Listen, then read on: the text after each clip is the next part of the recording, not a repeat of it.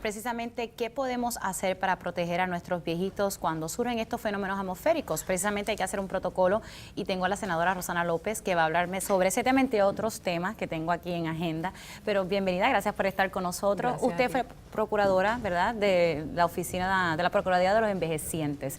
¿Cuál es el protocolo que se debe seguir o el gobierno en aquel entonces, cuando usted fue procuradora, le pedía a usted ayuda en ese protocolo de cómo proteger a nuestros ancianos cuando vienen fenómenos atmosféricos? Sí, ya estaba establecido un protocolo, no solamente para las personas individuales de la comunidad, sino también las que estaban en instituciones, porque pues, tuvimos ocasiones en que se quedaban sin agua, sin luz, cuando tenían una gran cantidad de personas a las que le tenían que dar servicio. Se identificaba con la Oficina de Manejo de Emergencia las zonas inundables, se procuraba que cada uno de los municipios identificaran con anticipación todas esas personas de edad avanzada y con impedimentos que estuvieron en zonas inundables, y se establecía un protocolo, se establecía unas personas de apoyo si no las tenían, y automáticamente se establecía que ya venía un sistema a Puerto Rico, se activaba el sistema completo, se establecía cuáles iban a ser los apoyos y quiénes iban a buscarlos, quiénes iban a regresar, dónde eran exclusivamente las escuelas, ¿verdad?, o los refugios que estaban accesibles para personas avanzadas, si tenían sillones de ruedas, todo ese andamiaje se trabajaba con mucho tiempo de anticipación. Pero hubo ocasiones donde, ¿verdad?, los viejitos no querían irse de su hogar. Entonces, ¿cómo uno maneja esa situación en un momento de emergencia? Pues mira, usualmente ese es uno de los grandes problemas, como vimos anteriormente por el director, que las personas no se quieren mover de sus casas, principalmente que están en zonas inundables.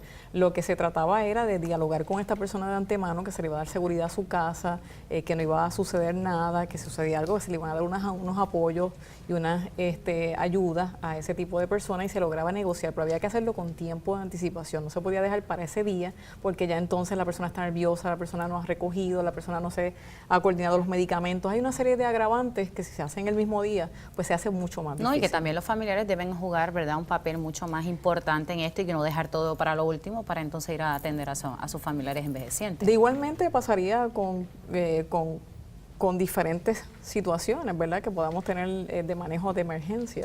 Así que siempre deben haber unas personas identificadas como apoyo en momentos de emergencia.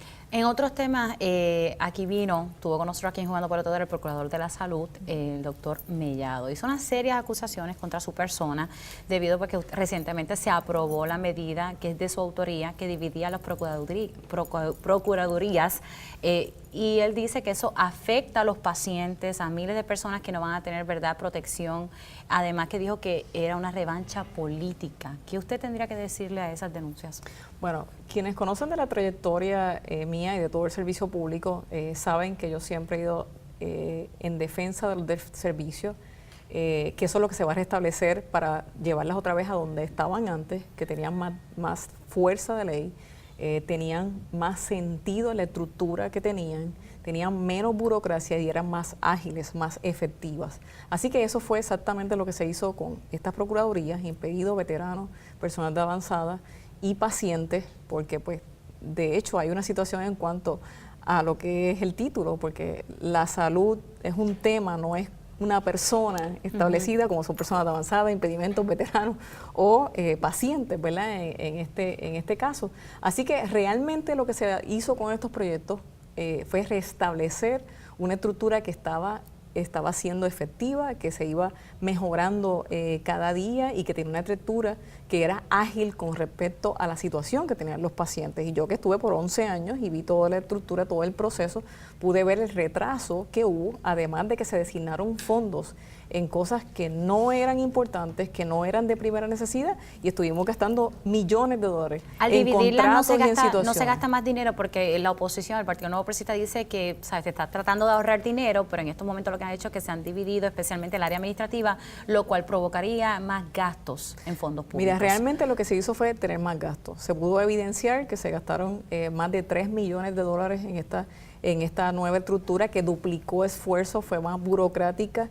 Incluso los mismos procuradores, todos indicaron que se le había quitado fuerza, se le había quitado el expertise, la especialidad, se estaban tomando decisiones y que algunas veces ellos no eran tomados en cuenta.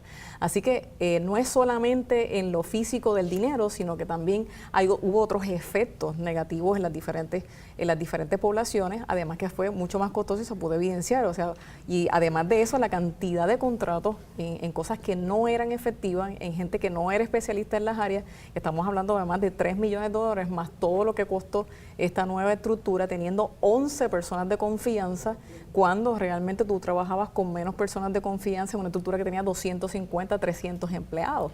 Así que se vio que efectivamente no fue más burocrático, se perdió mucho dinero, se perdieron más de 4 millones en fondos federales, así que hubo otros efectos que redundan en no poderle dar más servicio a las poblaciones que estaban Mellado también indicó de que habían unas multas que él estaba haciendo porque se estaba fiscalizando quienes no estaban atendiendo a los pacientes y que ahora eso se quedó como en el aire, que ahora no va a poder cobrar esas multas y tomar acción y ser más, la fiscalización se va a ver afectada. Eso no es correcto. De hecho, algo que tienen estos proyectos que no tuvo anteriormente es un proceso de transición.